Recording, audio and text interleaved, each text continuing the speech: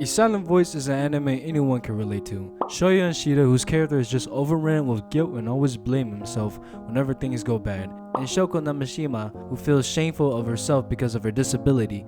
She feels like a burden to the people she loves. And as I watch them progress through their struggles, I feel like we can all relate to them at least once in our life.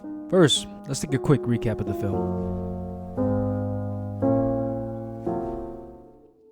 As a child, Ishida was a carefree troublemaker who loves to have fun and even was a bit of a daredevil himself. Shoko was a transfer student. She's a very kind-hearted and gentle person, but she's also deaf. And with that profound knowledge, Ishida would bully her relentlessly. Even got so bad she had to transfer out. But after she left, everyone started to realize how much of a piece of shit Ishida was. So now, the turntables turn. He gets bullied and made fun of every day, having no friends anymore. Years later in high school, Ishida is isolated, lonely, depressed, and guilt-ridden. He plans to take his own life and giving his last bits of money left to his mom. But before doing so, he decides to find Shoko and make things right, like his one last atonement. When he reconnects with Shoko, she's shy and forgiving, as both of them carry deep emotional scars. Through their awkward, painful attempts at a friendship, they start to face regret, forgiveness, and the need for self-acceptance. And if you wonder why Shoko feels this way, considering she's the one who got bullied, it's because she feels deep shame for being who she is,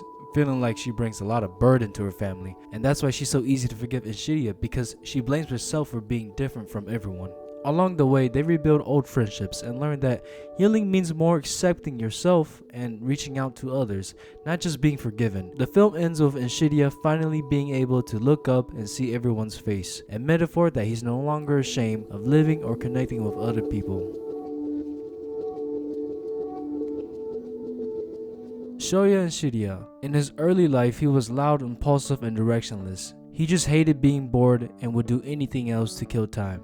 When Shoko transferred into his class, her deafness was like a red flag to a raging boat to Ishida. He didn't see her as a person, he saw her as something different, something to joke about. But he would push it to the very limit. He bullies her to make others laugh, to keep himself from fading into the background. Because Ishida fears invisibility, he doesn't know how to connect with anyone in a real way. So that's why he likes to act like a class clown and a bully and just being the loudest in the room. When Shoko transferred out, everyone turned on him, and now he got the same treatment he did to Shoko. And suddenly he realized he felt exactly like how Shoko felt, isolated, alien, unheard. The cruel irony of his life is that he only begins to understand her after he loses everyone around him. He's marked as a social outcast, friends abandon him, strangers whisper, teachers avoid him.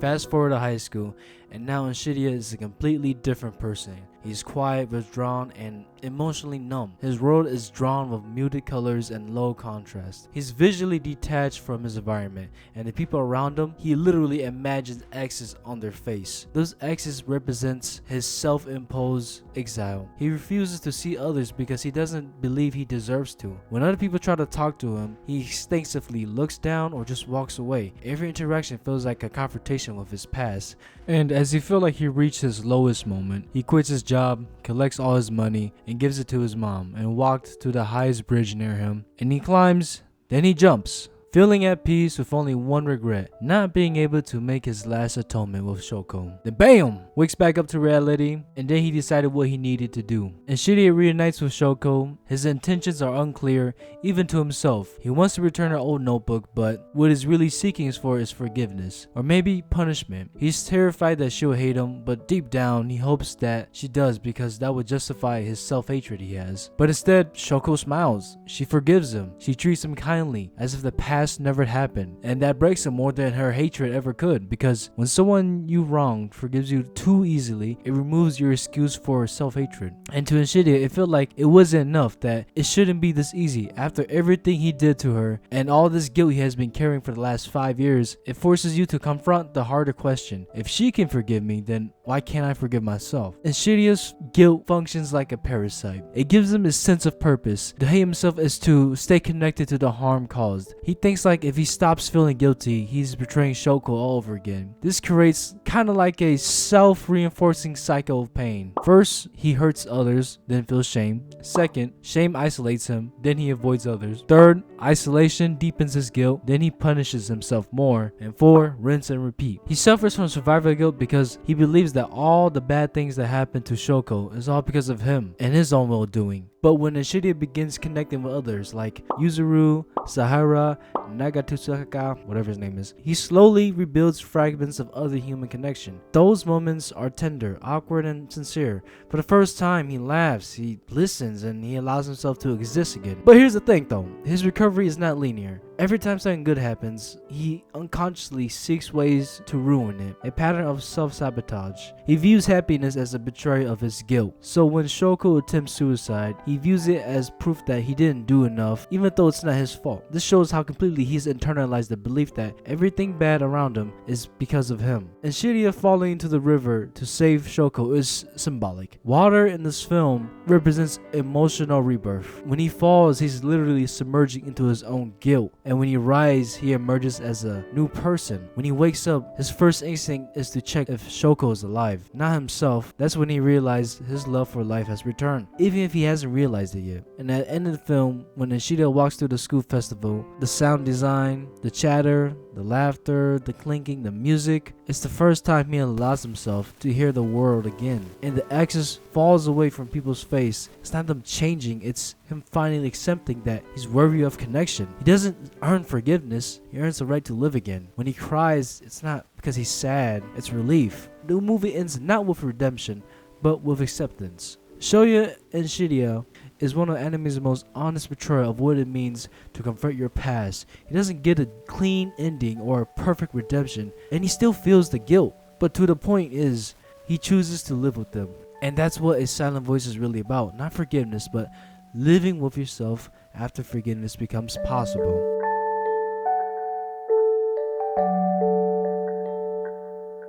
The moment she appears, Shoko Nishimiya is defined by her gentleness. Her kindness carries pain. Every smile she gives, every I'm sorry is less of an act of politeness and more a form of a defense. Because when the world teaches you that your voice is a burden, you start apologizing for simply being alive. She enters Ishida's classroom with genuine excitement. Her notebook, her hearing aids, her willingness to connect. She wants friends, she wants to belong, wants to be heard literally and emotionally. But what she receives instead is rejection, ridicule, and violence. And yet she smiles through it because she believes the problem is herself. In Shiria, he punishes himself for what he did. Shoko punished herself for what was done to her. She internalized cruelty as reflection of her worth. She believes she makes others unhappy just by existing. Every time someone mistreats her, she doesn't get angry, she gets apologetic because to her, anger feels like overstepping her right to exist in the first place. That's why one of her most common saying is,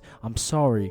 The bullying scenes are hard to watch, not just because of what's done to her, but because how she responds. Even when Ishidia rips out her hearing aids, she doesn't lash out. She apologized to him for making things uncomfortable for him. That moment says everything about her psychology. When you're constantly made to feel like a burden, you start thinking the only way to be loved is to be painless. So she suppresses every signs of being hurt. She believes that the only way people will stay if she keeps giving and never taking. That's why her smiles often feel tragic.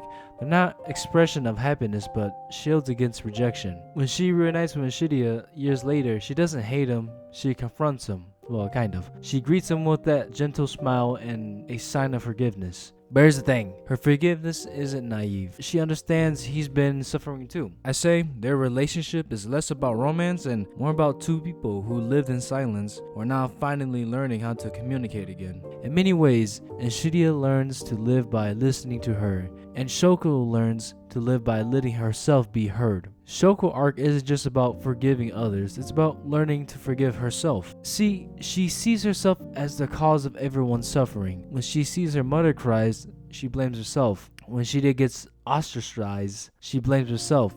When people around her argue, she blames herself. That's why her suicide attempt isn't sudden. It's the tragic endpoint of a lifelong pattern. I hurt people just by being here. Her decision to jump off the balcony is quiet, almost eerily calm. Not driven by rage, but by exhaustion. She doesn't want revenge on the world, she just wants peace. And that's what makes her death attempt even more devastating, because it feels like something she's been preparing for in silence. The fireworks scene is one of the most powerful visual metaphors in the film. Second to the X, the world celebrates life with sound. She chose silence with stillness. The moment she let go, the film goes quiet. No explosion, no music, just falling.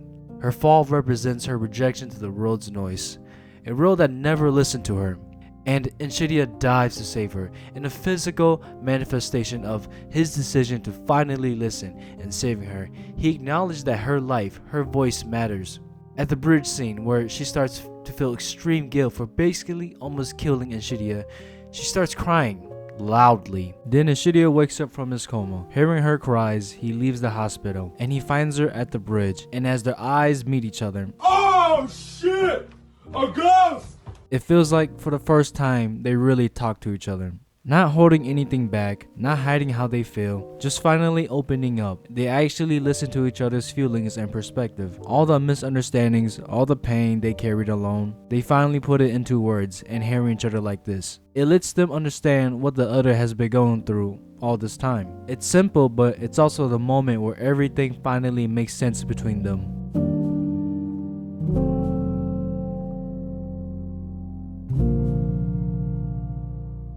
Shoko Nisimiya's story isn't about overcoming disability, it's about overcoming self-erasure. She teaches us that being alive isn't about never causing pain, it's about learning how to forgive yourself for existing. Kindness doesn't mean silence, and that love without self-worth is only half complete. Where Ishida arc ends with learning to listen, Shoko ends with learning to speak. Together, they prove that healing isn't loud, sometimes it's just whisper that says, "I'm still here."